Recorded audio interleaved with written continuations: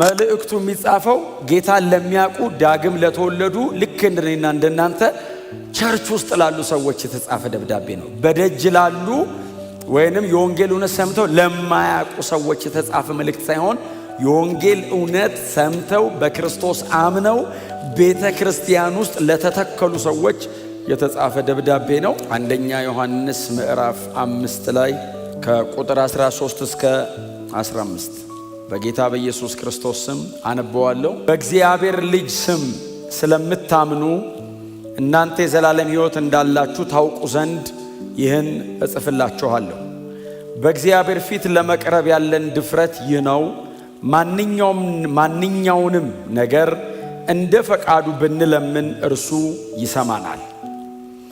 የምንለምነውን ሁሉ እንዲሰማን ካወቅን የለመነውን ነገር እንደተቀበልን እናውቃለን። አንደኛ ዮሐንስ ምዕራፍ 5 ላይ ከቁጥር 13 ጀምሮ እስከ 15 ድረስ ያለ የእግዚአብሔር ቃል ክፍል ነው። አብረን ያነበብነው ምናልባት እንግዳ ሆኖ የመጣ ሰው ካለ እጅ ላይ አዲሱ መደበኛ ትርጉም ስለምጠቀም ምናልባት ግር ብሏችሁ ከሆነ ማለት ነው። የአንደኛ ዮሐንስ መጽሐፍ የተጻፈው በራሱ ስሙ በተጠቀሰበት በወንድማችን ሐዋርያው ቅዱስ ዮሐንስ እጅ ነው የተጻፈው። በእርግጥ ያው ብዙ ጊዜም ደጋግሜ እንደምናገረው ልክ እንደ ወንጌሉ ሁሉ በዚህ በአንደኛ ዮሐንስ መልእክት ላይ ዮሐንስ ጻፈው የሚል ያው ፈልጋችሁ አታገኙም። ዮሐንስ የሚልም ስም በመሰረቱ እዚህ ደብዳቤ ላይ የለም። ግን የቤተ ክርስቲያን አባቶችን ጨምሮ ሌሎች ደግሞ በዚህ ሰው ምክንያት የተጻፉ 4 መጽሐፍቶችን አያይዘን እናመሳክርና ይሄ መጽሐፍ የተጻፈው በወንድማችን ሐዋርያው ዮሐንስ እጅ ነው የሚለውን በደንብ ጥሩ ማስረጃ ማግኘት እንችላለን። በተለይ ደግሞ እነዚህን 3ቱን ደብዳቤዎችን አንደኛ፣ ሁለተኛና 3ኛ ዮሐንስን ከዮሐንስ ወንጌልና ከራእይ መጽሐፍ ጋር እናንተ በጣም በጥልቀት የምታጠኑ ስለሆናችሁ ቁጭ ብላችሁ የምታጠኑ ከሆነ በጣም ተመሳሳይ የሆኑ ቃላቶችን ከ12 ያላነሰ ደግሞ አንድ አይነት የሆኑ አረፍተ ነገሮችን ዮሐንስ በመጽሐፎቹ ላይ ይጠቀማል። ብርሃንና ጨለማ፣ ክፋትና ደግነት፣ ሕይወትና ሞት፣ እንደነዚህ አይነት በጣም ለንጽጽር የሚቀርቡ ቃላቶች በዮሐንስ መልእክቶችና መጽሐፎች ላይ በጣም የተለመዱ ናቸው። ይሄ ሐዋርያ አሳጥማጅ ነው። አሳጥማጅ ነበር፣ ቀድሞ አሳጥማጅ ነበር። እኔ በጣም ለኔ ማይ ፌቨራይት ፐርሰን በእውነት እንደ አዲስ ኪዳን አንባቢ በጣም ለኔ ፌቨራይት ፐርሰን እንግዲህ አንዱ ይሄ ነው። ጌታ የተመሰገነ ይሁን እና ይሄም መልእክት የሱ የወንድማችን ሐዋርያው ዮሐንስ መልእክት ነው። መልእክቱ የተጻፈው ስፔሲፊክ እሱም በጣም ስፔሲፊክ የሆነ ቦታ አይጠቅስም። ግን እሱ ያገለገለባቸውና ሌሎች መልእክቶቹን የጻፈባቸው ቦታዎች ካየን ትንሹ እስያ አካባቢ ላሉ አብያተ ክርስቲያናት የተጻፈ ደብዳቤ ነው ማለት ነው። የቤተ ክርስቲያን አባቶች ብዙዎቹ ምስክርነት ይሰጣሉ። እኔ ብዙ ጊዜ ያው የእነሱን ስም ብዙ ሜንሽን አላረግም። እንደነ ኤሬኔስ፣ እንደነ ኦሪገን፣ እንደነ ፖሊካርፕ አይነት ትልልቅ ጸሐፊዎች ዮሐንስ ለማን እንደጻፈው ይጠቅሳሉ ማለት ነው። የተጻፈው ዘጠናዎቹ መግቢያ አካባቢ ነው።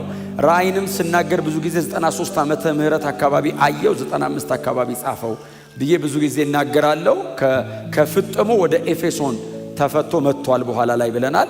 ይሄንንም እዛ አካባቢ ነው የጻፈው። ሙሉ 5 መጽሐፍ ከ85 ዓመተ ምህረት በኋላ የተጻፉ ናቸው ዮሐንስ መጽሐፎች።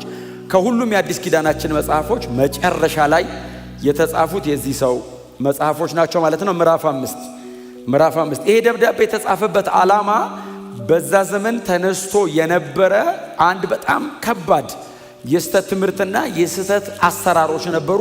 እነዛን የስተት ትምህርቶችና አሰራሮች ለመመከት ቤተ ክርስቲያን ውስጥ ያለውን የወንጌል እውነት ለመጠበቅ የተጻፈ መልእክት ነው።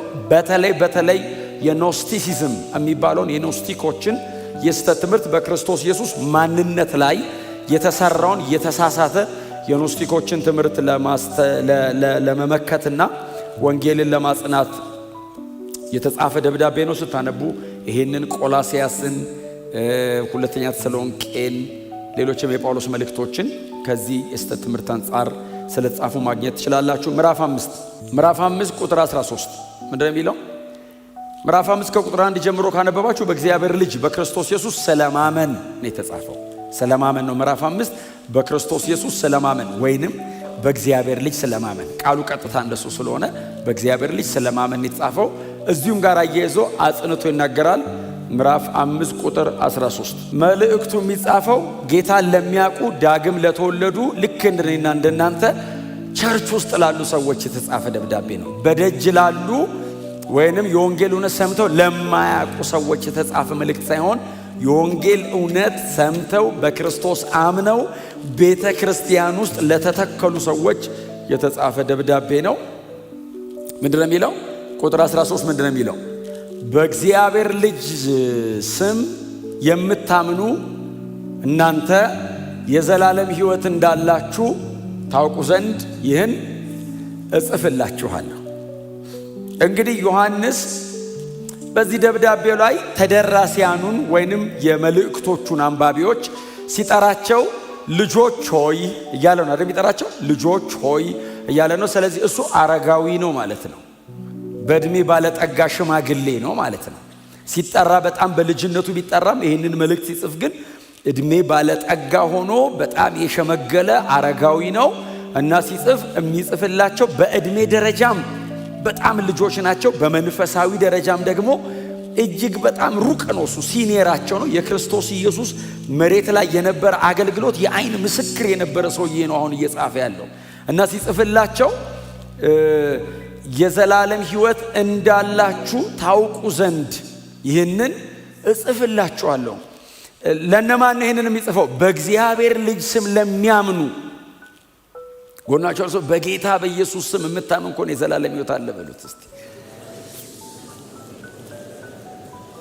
ይሄ እኮ ነው አይደል እዚህ ቤት የቀላቀለን፣ ይሄ ነው እዚህ ቤት ያመጣን። በእግዚአብሔር ልጅ ስም ስለምታምኑ አለ። በእግዚአብሔር ልጅ ስም ስለምታምኑ፣ በክርስቶስ ኢየሱስ ስም ስለምታምኑ የዘላለም ሕይወት እንዳላችሁ ታውቁ ዘንድ ይህንን እጽፍላችኋለሁ።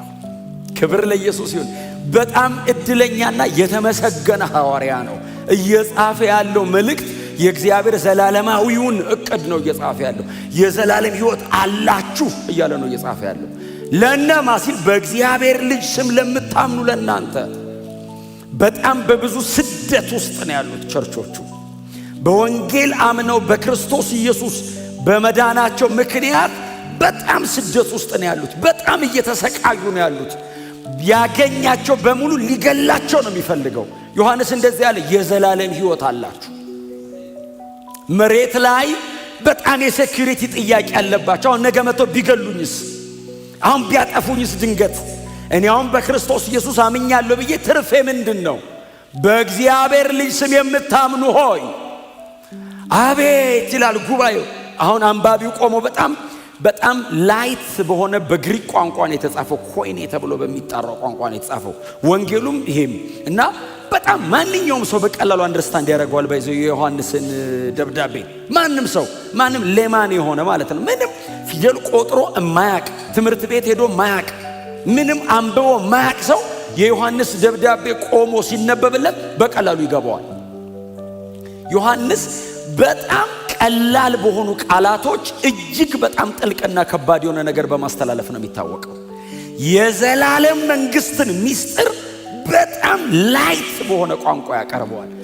አንድን ነገር ማወቅ ሁሌን እምላችሁ በጣም ትልቅ በረከት ነው።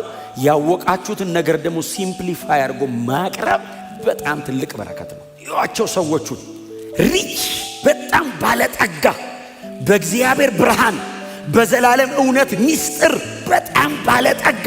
ቀጥሎስ ነገሩን እንደዚህ አድርገው ነው የሚያጎርሱ። ማንም ሰው ይበላል ከእጃቸው። ሲጀመር እነሱን ራሱ ኢየሱስ ያስረዳበት መንገድ አስቡት። ኢየሱስ ምን ያህል ያውቃል ይባላል። ኢየሱስ ሁሉን እኮ ነው የሚያውቀው። እኛ ሁሉን ማወቅ አናቅም፣ ሁሉንም የሚያውቅ አናቅም። ሁሉን አናቅም፣ ሁሉን የሚያውቅም አታውቁም ከእግዚአብሔር ውጪ። ሁሉን ማወቅ ራሱ ምን ማለት እንደሆነ አናቅም። ራሱ ሁሉ ራሱ ከሆነ ነገር እስከሆነ ነገር ነኛ። ኢየሱስ ሁሉን ያውቃል። የሁሉ ምንጭ ነው። ምንም ከተገኘ ከሱን የተገኘው ፈጣሪ ነው። ያንን የሚያክል ግዙፍ አምላክ አሳ አጥማጅና ቀራጭ ሰብስቦ አስረዳ፣ ገባቸው። ሲምፕሊፋይ ባይ ዘ ዌይ ሲምፕል ሜሴጅ ኢዝ ኦልዌይስ ታፍ። ነገርን ሲምፕሊፋይ ስታደርገው ሰው አቀለልካት፣ እቺ ነገር ምንድናት ይላል። በጣም ሰው ደስ የሚለው ካልገባው ነው። ወሰብሰብ ሲል ያደንቃል። አይ እውቀት!